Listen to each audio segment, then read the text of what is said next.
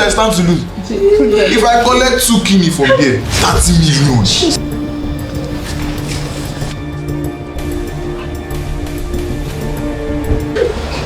Why is this more coming out? Dog, how far now? Eh? How far now?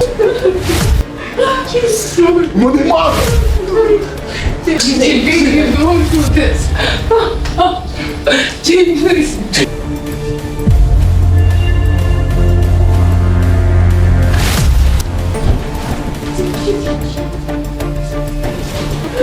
What is it now? Baby, don't do it. Didn't